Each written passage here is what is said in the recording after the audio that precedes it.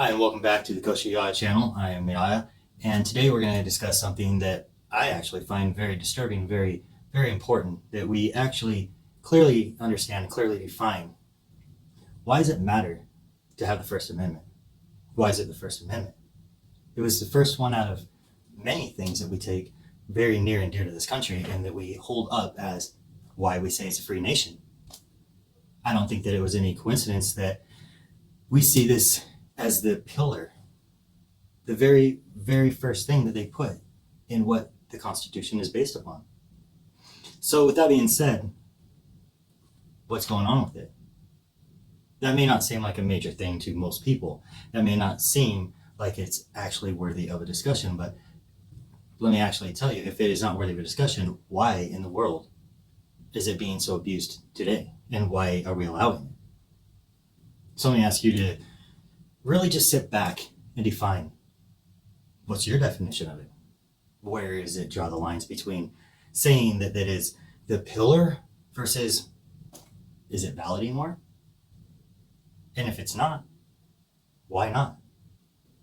So if you really want to sit back and say, we don't respect it, then I think that this nation is right on track with showing that it doesn't respect it.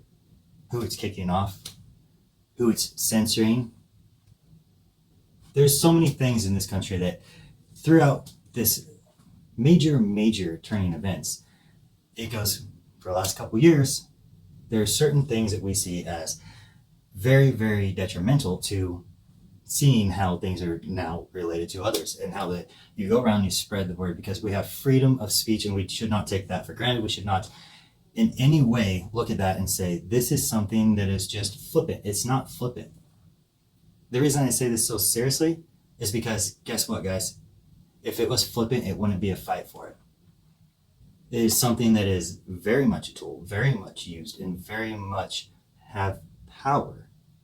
Why I say it very much has power is because they're proving it in why they are sitting here and trying to gain through the things that we call demonetizing. They say demonetizing is something to help us, something to really just sit back and keep everyone safe.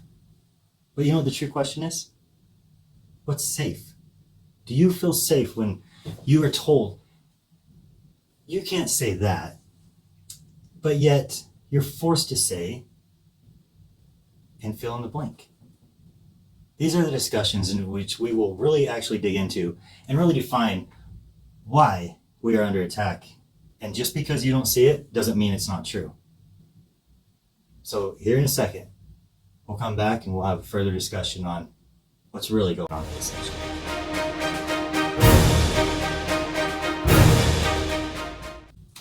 Freedom, they wrote it back in 1776 in the Constitution. They made it the First Amendment, and this was something that was pillar because back then they very much understood those who had it had power, and those who lost it lost power.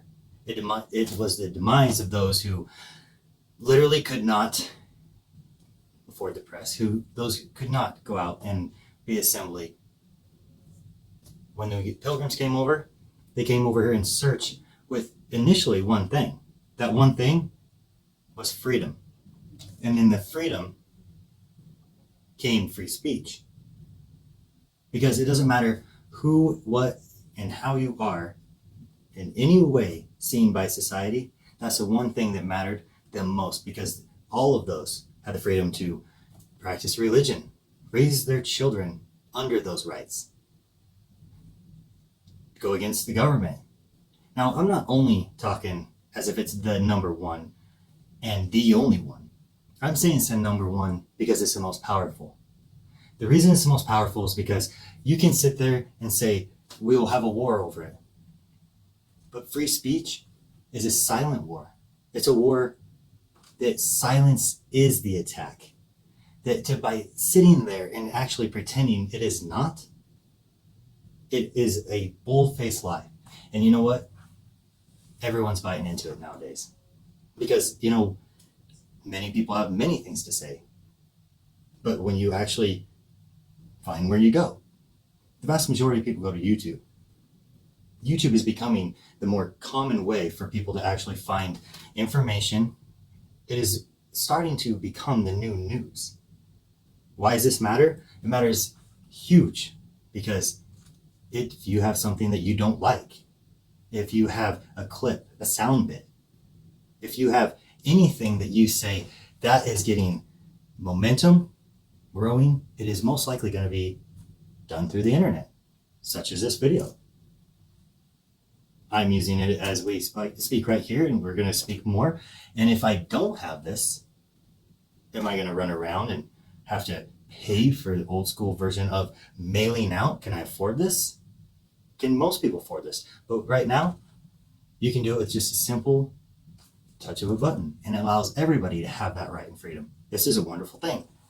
So where did it all start becoming a concern? I would say it became a concern when we started seeing social media. Because within all these things, what is good and what is building such a great nation and giving more freedom of speech, more power, it is becoming a great tool. And nowhere in here am I saying it's not a great tool. It is a fantastic tool. But such as any other tool, done correctly, it can be very, very useful. And it gets more powerful. And it actually gets more in the hands of more people, which is great. Because it doesn't matter. A child could use this. So instead of actually looking on YouTube, social media, all these things and saying, hey, how should we actually monitor this to become better parents, better civilians, better people who are building a better society? What happens is I can't turn on anything. I put on YouTube fail videos. It's become the new America's Funniest Home Videos. Growing up, we used to watch America's Funniest Home Videos. It was a great pastime. It was what you put on the tube. And right now, the tube has been replaced with YouTube. Yet again, not a bad thing. But you gotta ask yourself, when I put on parental controls, because I have an adolescent son who is becoming very interested into the opposite sex, there's nothing wrong with this. This is natural. This is something that as a father, I'm proud to be able to step up and say, this is what I was put on earth to do. To be a father, to be a guidance, to allow his growth and his knowledge to be guided correctly. Such as most parents, when you put on that little check mark that says you have to be 18 or older, you have somewhat of an expectation with it. And what that expectation is to say there is a limit.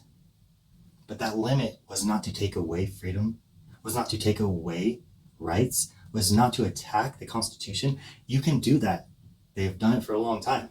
And what they've done for a long time is they made age appropriate. So what is that nowadays? So let's get back to the original question. What is freedom to you? Freedom of speech. Freedom to raise your children.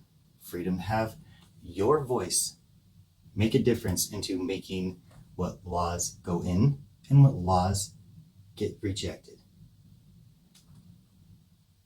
So if it's not a pillar, where'd it go? If it is not something you see as a tool that is of value, what do you search for? What do you look to if you can't even put on an age limit? Because I'll tell you what, that age limit, every time I turn it on, I can't watch Floyd Mayweather's biggest fight because it's too violent. I would be perfectly fine as a father having my child watch Floyd Mayweather fight. The UFC, many great things that you go, used to be pay-per-view. That's awesome that YouTube is having these things that you can do for free. It's awesome. But you know what's happened? I put that age restriction on almost anything you do, any major channel, whether it be Vudu, Netflix, YouTube, social media, and there is more butts sitting in thongs. I not only want my child to see this, but me as a married, God-fearing man, I actually say, what's this age restriction to? Because that's more of a content restriction. That is something that I would say was beyond what I would expect just to 18. That is more of, how do you filter that out? You know what? It seems like you can't. It's disrespectful to my spouse. It's disrespectful to women. How do I actually define a woman to respect her anymore? Me as a man, I can actually see that these are things that you go, okay, it's getting looser and freer. Okay, we'll go down that path. Freer for who? Because if I could have voted, I would have said, forget that. Let the UFC fights, let the couple curse words here and there go. Because that's just part of, I don't expect my kid to be able to go to school who is in a public school. And I'm not going to tell you where I live, but I am going to tell you it's a pretty safe place. That's part of why I am proud to live here. Because I know that my community, it didn't have a pretty good handle on this. I mean, as of now, I have an entrustment that my community actually will protect my child. But I also recognize that when these things roll out, everyone's so caught up on the subjects of transgender, can't clearly define what a woman is, and they are sitting there saying, we're going to separate the church from the state, and we're going to sit there and allow freedom to reign. But what they're not doing is actually clearly defining what that is. Because if you ask me, nobody is sitting there squawking loud enough to say, I didn't sit there and willingly let Google Nest, YouTube, and all these things narrow down and do their SEO searches and optimize what I want. Because I can tell you one thing, it'll be a cold day in hell before you catch this household and my wife saying, oh yeah, thongs, nudity, explicit sexually. And it's not just my wife. It's everybody I know. I don't hold myself up as some great, grandest person who actually has a high morale. I hold it as a standard. A standard which I think most people would say is pretty normal. I'm not going to pretend that I'm sitting here acting as if this thing of the way it's turning out on the sexual side of social media doesn't happen every day. It happens all the time. My kid hears things at school that it's part of life. I can accept that. I've been taking my family to a pool before and thought, yeah, I probably wouldn't suggest that is appropriate, but hey, there is a limit. But there's also a limit where you say, that's not appropriate. That's why they have rules. That's why they sit down and have signs. That's why they clearly define it. So how is it clearly defined on social media? Where did freedom start getting deteriorated? Who has actually set these rules? Well, we all use the social media. It's an easy platform. It is the new McDonald's who got attacked when fast food got attacked. And in that, sorry, I'm not sorry, they say that they got the limelight. They're taking the brunt. But on the same hand, with that comes responsibility. So what's the responsibility? The responsibility is to sit down and say, when we set our rules, we are going to set it based on things that are legalizing, whether it be the Constitution, whether it be laws. Where are these laws going? What's happening? What's happening to this great nation when you get demonized, which now is turned into demonetized, for simply saying, I openly am okay with prayer. For saying, I don't see that. That woman with a beard is either A, not a woman, or at least not the norm. You get kicked off. You get told you cannot be on the channel. You can't even hold your own channel. But on the same hand, they're sitting there saying, well, it's no one's forcing you. It's your right to be able to have or not have. Great. The same as you can make a pornography film and have it sold. Well, they say, click on 18. 18 is the magic number that lets the freedom happen. It's only going one way. One way. It's not even happening that subtle. We're accepting it. Why?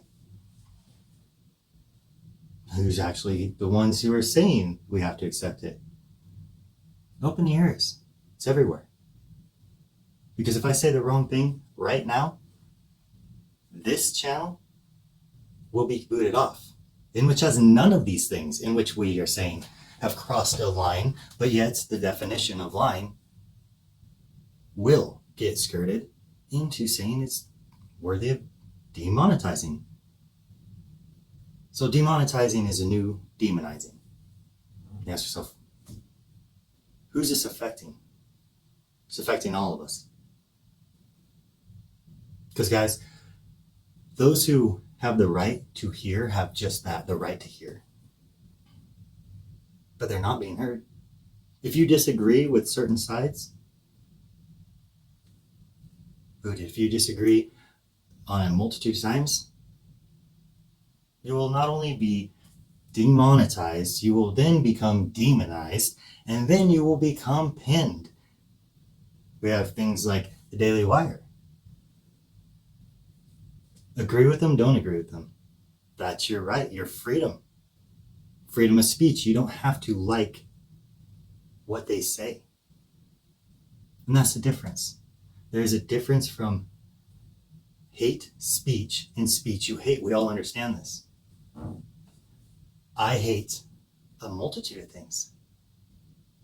I hate someone calling my mother, my family member, my wife, my son, me, vulgar, belligerent names at loud tones. But they don't go to jail. That might be a little road rage. You say it's the bummer part of freedom of speech, but it's that matters to protect. So when you don't protect it, who do we turn into? We have many, many, many places throughout history that you can look into, but you can't say that. Why can't you say that? Well, because they don't like it. And who's they? We have Elon Musk. Elon Musk he's not claiming the same things I am in the general sense of morale and a general sense of how he lives his life. Matter of fact, I couldn't think of a worse person to say, obviously, I don't live like him. But he does understand this. And when he actually went and bought Twitter, he bought it with one thing in mind. Stop accusing people under these false pretenses of saying bigot, racist, phobe, of put in front of what you want. And he says, because freedom of speech matters. It's the First Amendment. Don't forget that. So just because I don't like what people say, I advocate. Not as my morale, not as what I think in an opinion. I advocate because I believe in American freedom. And that's okay. It's okay to not like them. It's okay to have an opinion that is on the opposite end of theirs. But when it turns to an actual situation for those who are actually being put into legal situations based upon skirting issues that are actually bold-faced lies, they're bold-faced attacks. You have to ask yourself, what are they attacking? They're attacking the First Amendment. if you don't think it's coming after you, let me just give you a fair warning. Stand in line. It's right around the corner, because everybody has a limit. And this is what I'm trying to tell you. There is roughly a very, very small percentage. I'm not sitting here trying to give every little stat. It is by far the minority, some form that tells you you have to do it. There's some form that is saying, if you don't abide by our rules, you're booted off, which is ironic to me. You know why it's ironic? Because the ones who are saying that those who are actually the problem, the bigot, they're the ones who aren't reproducing. They're not the majority. And you are not any more or less of a person worthy of demonizing and calling it hate speech and telling you that you are the oppressor than they are for having their opinion, just because it's on the other side. You don't get to say that just because someone actually goes against you. Because if that is true, freedom of speech would be on both ends, but it's not. One gets to claim it. One is left actually holding the problems and saying, this is what we're going to clean up. Does that make any sense? It doesn't make any sense by any logic. So I'm asking you today, sit down, look back, have, heaven forbid, the gall to go look up what the Constitution is. Read it for yourself, the First Amendment, what it protects, why it protects it. Learn a little history. Because I'll tell you one thing, right now we are defying it. We are defying history. We are defying all the things that has given us this right in the first place. And as you sit back and you actually learn it, you actually know it, you actually reason out with a little bit of common sense, apply that. Apply it. And I'm not being unrational to say, apply it to nowadays. It doesn't fit. So define it. What's it to you? I feel it's pretty clear. It's written pretty clear. It's to protect all. It's to protect all so that we do not become the many, many nations in history who have fallen under this. And that's the point that I'm trying to make today, guys. If you don't think that it has been the fall, you don't know your history. So learn it. Learn your history. Take and do your part. Don't just be an American citizen who is facing one side or the other, who's claiming one thing or the other, or who is in any way picking sides. Pick the side of freedom. Pick the side of actually fighting to maintain that right. You have the right. And I will advocate this. You have the right to say what you want, whether I like it or don't like it. And just as many who have been demonized, I have heard so many times Ben Shapiro, Matt Walsh, Michael Knowles, over and over, repeatedly say, I don't have to agree with it, but if you have something that you are having your rights removed, you're having your freedom removed, they will go to bat for you, regardless of them actually agreeing with you. Because they agree on one thing. Freedom's worth fighting for, and it's important for all. Don't forget, if you think that this isn't coming for all of us, just like I said, wait your turn. And then you'll wish you went back earlier. And you went back and you said, I was going to stand arm in arm with fellow Americans to make sure we kept having that freedom, that right, before it's taken away. Thank you for staying tuned with the TheKoshaYayaChannel. I am Yaya, and until next time, thank you for watching.